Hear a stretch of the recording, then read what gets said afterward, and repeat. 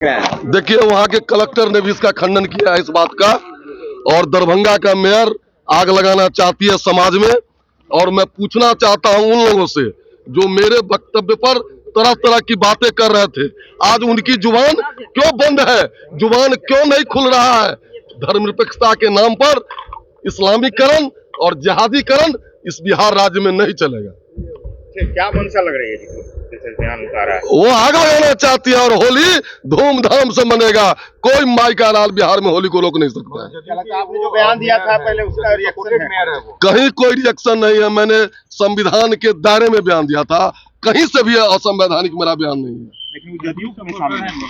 आप फिर इसको पार्टी पॉलिटिक्स से मत देखिए, इसको होली के नजरिए से देखिए, देशभक्ति के नजरिए से देखिए। जब नमाज का समय जुमा का, उस समय रोक लगा, होली नहीं खेला जाए, रोक लगाया जाए। दरभंगा की मेयर है वो, जदयू सपोर्टेड है। देखिए, सबका अलग अलग विचार है और जो भी इस तरह के विचार व्यक्त कर रहे हैं वो निजी राय उनकी है। और बिहार की सरकार और बिहार में कानून का राज स्थापित है। जो कुछ भी किया जाएगा त्योहार के अवसर पर, कोई फेस्टिवल के अवसर पर, तो ये सरकार इस प्रकार के निर्णय लेते हैं। लेकिन कानून के हिसाब से जो भी करना होगा इस त्योहार के अवसर पर, कानून के हिसाब से चीज़ें चलेगी। किसी के भावना पर ठेस नहीं पहुंचे, इसकी पूरी कोशिश की जाएगी। लेकिन सर, इस तरह का बयान जो बता दें कि वो मेयर है, एक पद पर बैठे हुए, लेकिन इस तरह का बयान देना हमको नहीं लगता कि आप लोगों के समर्थन में सपोर्टेड है। लोकतंत्र है, लोकतंत्र में सबको अपनी अधिकार है बोलने का, लेकिन सरकार तो कानून के हिसाब से चलती है, नियम के हिसाब से चलती है। सरकार संविधान के हिसाब से चलाया जाता है। तो जो संविधान में नियम है, प्रावधान है, उसके हिसाब से चलेगी। व्यक्तिगत कोई भी राय जाहिर करेंगे, उनकी राय से सरकार को कोई फर्क नहीं। बीजेपी के विधायक उनको आतंकवादी मानसिकता और गजबा बता रहे हैं। नहीं, इस तरह का भी शब्द का इस्तेमाल नहीं किया जाना चाहिए। अगर कोई भी व्यक्ति संवैधानिक पद पर बैठा है, सामाजिक और राजनीतिक जीवन में उनका बहुत महत्व है, और इस तरह के शब्दों का इस्तेमाल करके अपने को छोटा कर रहे हैं, और इस तरह के फुहर शब्दों का इस्तेमाल किसी भी कीमत पर नहीं किया। अब महागठबंधन के विधायक करें छाती चौड़ा कर देंगे अगर मुस्लिम पर कोई सवाल खड़ा करेगा तो, देखिए हाथ पहुंचा देंगे।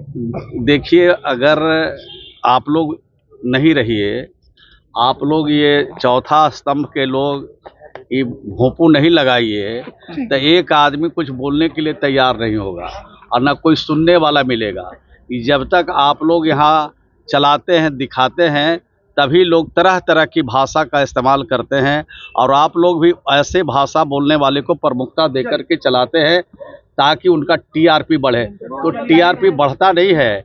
आज भी समाज में अमन है, शांति है, और लोग भी अमन और शांति, प्रेम और भाईचारा चाहते हैं। अब देखिए, लोकतंत्र में तो अभिव्यक्ति है अपनी बातें रखने का, लेकिन जो हमारी संस्कृति है, हमारा जो इस देश का जो संस्कृति है, उस संस्कृति के तहत चाहे ईद हो, चाहे होली हो, चाहे रमजान हो, यह देश साहब सबों का है। इस देश की आज़ादी में सबों के रक्त बहे हैं।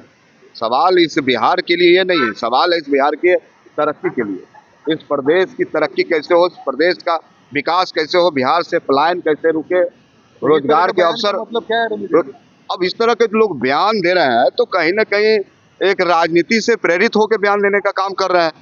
तो आज यह सवाल नहीं है इस बिहार के लिए, सवाल है बिहार की तरक्की के लिए, बिहार के विकास के लिए, बिहार कैसे आगे बढ़े, इन बातों पर चर्चा होनी चाहिए। और कुछ लोग इस तरह से बयान दे के इस बिहार को इस मुद्दों में उलझाना चाह रहे हैं, लेकिन बिहार इस मुद्दों से आगे निकल चुका है। 60 सीट मांग रहे हैं, 60 सीटों पर चुनाव लड़ेंगे। अरे सवाल 60 सीट का नहीं है, सवाल है एनडीए और Bharatiya Janata party double engine की सरकार को बिहार में रोक देना। हमारी प्राथमिकता वो है कि सीटों का बंटवारा नहीं, सरकार को, जो एनडीए की सरकार है, तानाशाही सरकार है, सामंती सरकार है, उसको रोकना चाहते हैं। अरे तो ये सवाल अभी नहीं है, सवाल तो है कि सरकार जो हमारा एनडीए की सरकार चल रही है इस बिहार में, जो कुव्यवस्था है, शासन व्यवस्था बिहार में खत्म हो चुका है, लगातार हमले हो रहे हैं चारों तरफ, लूटमार मचा हुआ है। तो इस सरकार को बदलने का संकल्प है, संकल्प ये नहीं है कौन लोग कितना सीट पर लड़ेंगे।